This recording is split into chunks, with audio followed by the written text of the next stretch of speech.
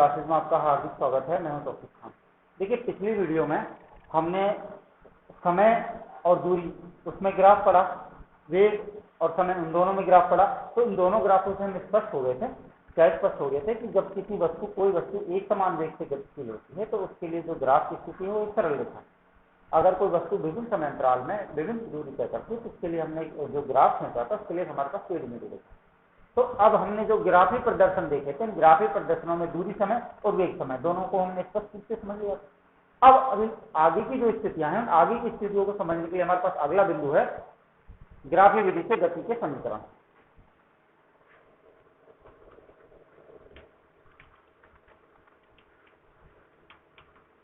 Graphy विधि से गति के समीकरण। अब देखिए, जो गति के समीकरण थे इनको आप जो हमने जितने भी ग्राफ पढ़े हैं, 2-3 जो भी ग्राफ हमने पढ़े हैं, गति के समीकरण जो हम पहले से ही इनके बारे में कुछ जानते नहीं थे, उन गति के समीकरणों को आज हम ग्राफी विधि के द्वारा इनको हम सिद्ध कर सकते हैं। लेकिन मैं आपको एक बात बताने देना चाहता हूं कि इन जो गति के जो 3 समीकरण हैं, उन तीनों समीकरणों में ग्राफी प्रदर्शन से समझने के लिए आपको इस तरह से जो प्रमेय आप गणित में पढ़ते हो तो इस तरह की प्रमेय के आधार पर इनको हम निकाल सकते हैं। लेकिन इन सब की कोई आवश्यकता नहीं है, हम इससे साधारण रूप से इनको हम याद रख सकते हैं। भाई, गति का पहला समीकरण ये होता है, गति का दूसरा समीकरण ये होता है, गति का तीसरा समीकरण ये होता है। गति के पहले समीकरण में कौन कौन से हैं, या तो u क्या है, v क्या है, t क्या है, s क्या है, समझ रहे हो। तो इन सारी चीजों को अगर हम बेसिकली याद रख लें तो फिर हमें इन्हें सिद्ध करने की ग्राफी प्रदर्शन से सिद्ध करने की हमें कोई आवश्यकता नहीं होती, क्योंकि हम अगर इनको इस तरह से सिद्ध करें ग्राफी प्रदर्शन के द्वारा तो जो आपने प्रमेय पढ़ी है मैथमेटिक्स में, उन मैथमेटिक्स की प्रमेयों के आधार पर इनको आप आसानी से समझ सकते हो। मैं उनको करा दूंगा, लेकिन लास्ट में क्या याद रखना है कि गति का समीकरण ये, गति का दूसरा समीकरण, गति का ये तीसरा समीकरण। अब इन गति के समीकरणों को हम ग्राफी प्रदर्शन द्वारा अगर समझें तो गति के समीकरणों के लिए हमें पहली बात तो 3 चीजें याद रखनी आवश्यक है।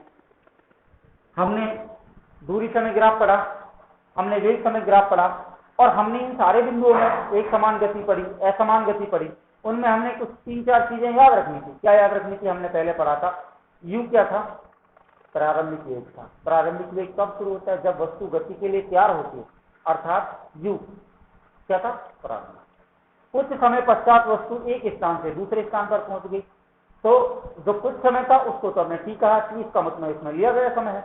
दूसरे बिंदु पर पहुंच गई तो हमने देखा कि वो गति करके पहुंची, इसके वेग में परिवर्तन हुआ है। वेग में परिवर्तन हुआ है तो वेग u से v में बदल गया, जो अंतिम वेग है। अब एक स्थान से दूसरे स्थान पर जाने पर जो उसके वेग में परिवर्तन हुआ है उससे त्वरण उत्पन्न होता है। त्वरण क्या है? ये है। तो इन सारी चीजों को अगर हम याद रखें तो उनको हम आसानी से याद कर सकते हैं।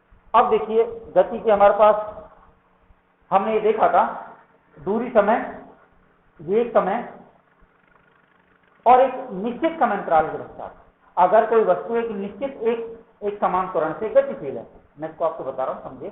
कोई वस्तु एक समान वेग से, अब देखिए इसमें वेग और त्वरण दोनों हैं। मैं आपसे त्वरण की बात कर रहा हूं, तो क्या लिखना है? यदि कोई वस्तु एक समान त्वरण से गतिशील है तो उसके द्वारा वस्तु के गति के दौरान उसके वेग में परिवर्तन, उसमें लगा समय, उसके द्वारा तय की गई दूरी में बहुत सारी चीजें एक साथ संबंध रखती हैं, जिन्हें गति के 3 समीकरणों के नाम से जाना जाता है। वो गति के 3 समीकरण क्या है? पहला समीकरण देखिए,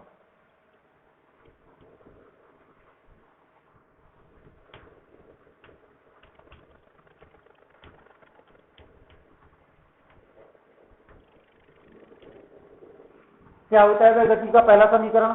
गति का पहला समीकरण होता है v बराबर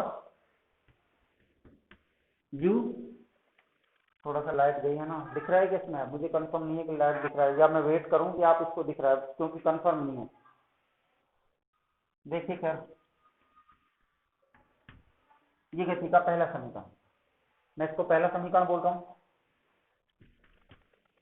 दूसरा s बराबर ut प्लस 1/2 at², ये गति का दूसरा समीकरण है। गति का तीसरा समीकरण देखिए मैं आपको फिर बता रहा हूं कि इन समीकरणों में ये जो संबद्ध राशि मैंने बोली है, जैसे मैंने a बोला है, v बोला है, u बोला है, v बोला है, t बोला है, तो ये तुम्हें याद रखनी है। तीसरा समीकरण देखिए 2as बराबर V square minus U square. ये गति का तीसरा समीकरण है। तो गति के जो तीनों समीकरण है इनमें क्या है, अब देखिए इन तीनों समीकरणों में तुम देख सकते हो, उसमें v आपको याद रखना, मैं यहां लिख रहा हूं, u क्या था, प्रारंभिक वेग। जब वस्तु गति के लिए तैयार होती है, साम्यावस्था में होती है, इसे प्रारंभिक वेग कहते हैं। क्या इसके जा रहा हूं, कितना टाइम हो रहा है, 2 मिनट रुके आप, हाँ 5 हो गए। प्रारंभिक वेग u है, v क्या है, अंतिम वेग होता है। इसको मैं पहले भी आपको कई बार बता चुका हूं, समझ लो। अब t क्या है, t इसमें लगा समय है। a क्या है, उत्पन्न त्वरण है। s क्या है, तय की गई दूरी है।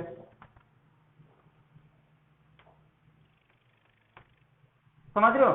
अब इसमें से कोई ऐसा बिंदु तो नहीं है कि जो इनके अलावा हो, मेरे हिसाब से नहीं है। v भी पढ़ लिया, v u a t, s u t तो ये तो संतुलित की a s v u, लगभग ये सभी राशियां हैं। u प्रारंभिक वेग, v अंतिम वेग, t इसमें लगा समय, ये उत्पन्न त्वरण, s तय की गई दूरी।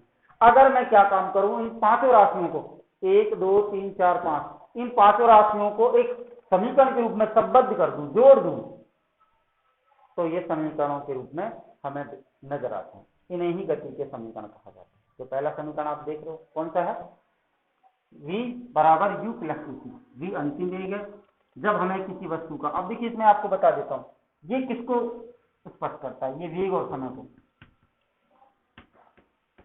ये किससे संबंध रखता है, वेग और समय से। ये वेग और बताओ, वेग के साथ में किसको, ये तो वेग और समय को संबंध करता है। दूसरा ये वेग और दूरी, वेग और त्वरण। तो ये अगर इन राशियों को, वेग, त्वरण, वेग, दूरी, वेग, समय, इन तीनों को एक साथ इंक्लूड किया जाए तो गति के तीनों समीकरण इससे स्पष्ट हो जाता है। ठीक है।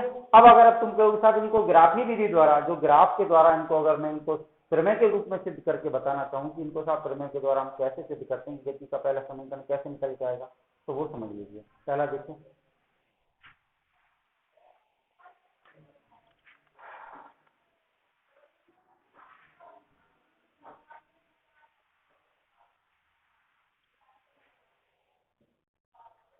देखिए मैंने इस तरह से तुम्हें कुछ बताया था, तुम्हें ध्यान हो तो,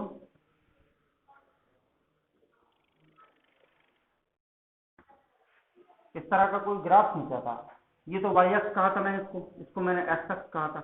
अब मैं अगर दूरी और समय में लूं, देखिए दूरी, ये समय है, और मैंने तुम्हें दो ग्राफ इसमें बताया था। एक तो दूरी समय ग्राफ में हमने पढ़ा, एक वेग समय ग्राफ में हमने पढ़ा था कि नहीं पढ़ा था। तो इन दोनों बिंदुओं में देखिए, मैं इसको यहाँ से मूल बिंदु 0 से मान करके इसको 2 4 6, अरे तुम्हें याद होगा मैंने 2 बार इसको पढ़ाया है, ठीक है। इसको मैं 1 2 3 4 5 6 और 7, मैं इस तरह से इनको व्यक्त करूं तो देखिए, अगर वो कोई वस्तु एक समान वेग से गतिशील है तब तो ये तुम्हें पता है कि सीधी रेखा प्राप्त होगी। अगर वस्तु अलग अलग वेग से, अलग अलग समयांतराल में, अलग अलग दूरी तय कर रही है तो उसके लिए टेढ़ी मेढ़ी रेखा है। ये तुम्हें स्पष्ट है। मैं क्या काम करूं कि इस बिंदु को ओ माना मैंने, अब मैं देखिए ऐसे मैं इसको बना रहा हूं, देखिए 2 से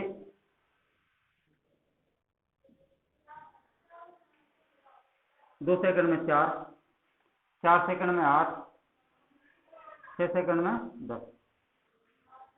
तो अब देखिए इस तरह से एक कोई ग्राफ की हमारे पास रेखा प्राप्त हुई, सीधी रेखा। इस सीधी रेखा को मैंने क्या काम, 3 बिंदु मैंने इस पे अंकित किए, बिंदु ए, बिंदु बी और बिंदु सी। इसको मैं मूल बिंदु 0 ओ मानता हूं। अब देखिए अगर किसी वस्तु द्वारा,